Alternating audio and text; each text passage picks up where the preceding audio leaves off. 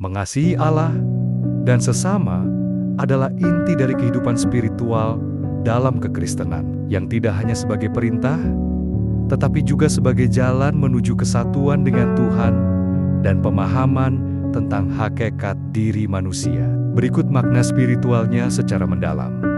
Kesatu, mengasihi Allah secara mendalam, kesatuan ruhani dan pengabdian total. Mengasihi Allah bukan hanya perasaan emosional semata, melainkan kondisi batin yang mendalam, yang mengubah seluruh kehidupan seseorang. Beberapa aspek kuncinya: pengenalan yang sejati terhadap keagungan Tuhan. Mengasihi Allah dimulai dengan menyadari kebesaran, kebenaran, dan kasih-Nya yang tidak terbatas. Ini adalah pemahaman bahwa Tuhan adalah sumber segala kebaikan, dan kita adalah makhluk yang tergantung sepenuhnya padanya. Seperti yang dinyatakan dalam Mazmur 116 ayat 1, "Aku mencintai, karena Tuhan telah mendengar suaraku dan permintaanku."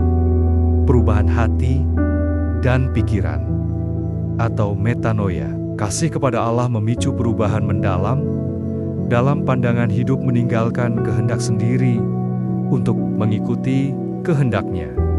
Ini termasuk penolakan terhadap dosa, karena dosa adalah hal yang memisahkan kita dari Tuhan. Dalam kekristenan, kerendahan hati menjadi dasar untuk mengasihi Allah, karena dengan menyadari kekurangan diri, kita belajar untuk bergantung pada kasih karunia-Nya. Kesatuan dengan Tuhan, mengasihi Allah, membawa kita pada persekutuan rohani dengan-Nya. Ini berarti Tuhan tinggal di dalam hati kita, dan kita menjadi bagian dari kehidupan-Nya, seperti yang ditulis dalam Yohanes 14 ayat ke-23. Pengabdian yang tanpa syarat. Kasih kepada Allah diwujudkan dalam pengabdian yang tulus menyembah-Nya, menuruti perintah-Nya, dan memilih-Nya ketimbang segala sesuatu di dunia. Ini adalah pengorbanan yang dilakukan dengan sukacita, bukan karena paksaan. Karena kita menyadari bahwa kasih-Nya adalah anugerah yang tidak tergantikan. 2. Mengasihi sesama secara mendalam. Manifestasi kasih Allah dalam hidup berkelompok. Mengasihi sesama adalah bukti nyata dari kasih yang kita miliki kepada Allah. Tidak mungkin mengaku mencintai Allah yang tidak terlihat jika kita membenci sesama yang terlihat. Beberapa aspek pentingnya melihat citra Tuhan dalam sesama. Setiap manusia diciptakan dalam gambar dan rupa Tuhan. Mengasihi sesama berarti menghargai keberadaan orang lain sebagai makhluk yang dicintai Allah, tanpa memandang status, agama, atau sifat mereka. Ini termasuk kepedulian terhadap kesulitan sesama, seperti yang dinyatakan dalam Ulangan 22 ayat 1-4, yang memerintahkan untuk menolong hewan atau mengembalikan barang yang hilang milik orang lain. Pengampunan dan kepekaan. Mengasihi sesama meliputi kemampuan untuk mengampuni, karena kita sendiri telah menerima pengampunan dari Allah. Seperti yang ditulis dalam Kolose 3 ayat ke-13. Pelayanan tanpa harapan balasan. Kasih kepada sesama diwujudkan dalam pelayanan yang tulus, tanpa mengharapkan sesuatu sebagai balasan.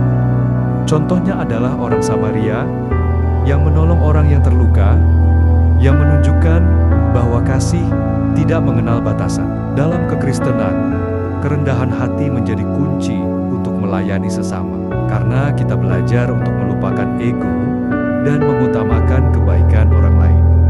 Pembentukan komunitas kasih.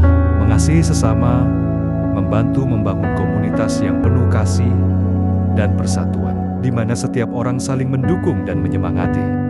Ini adalah cerminan dari kerajaan Tuhan yang datang, di mana kedamaian dan kebenaran menguasai dunia. 3. Hubungan tak terpisahkan antara mengasihi Allah dan sesama. Kedua bentuk kasih ini saling melengkapi dan tidak dapat dipisahkan. Kasih kepada Allah membawa kasih kepada sesama. Kasih yang kita terima dari Allah memberdayakan kita untuk mengasihi sesama. Seperti yang ditulis dalam 1 Yohanes 4 ayat ke-19. Kasih kepada sesama membuktikan kasih kepada Allah. Tanpa mengasihi sesama, kata-kata kita tentang mencintai Allah hanyalah omong kosong, seperti yang dinyatakan dalam 1 Yohanes 4 ayat 20. Kesimpulan, mengasihi Allah dan sesama secara mendalam adalah jalan menuju kesucian dan kesatuan dengan Tuhan.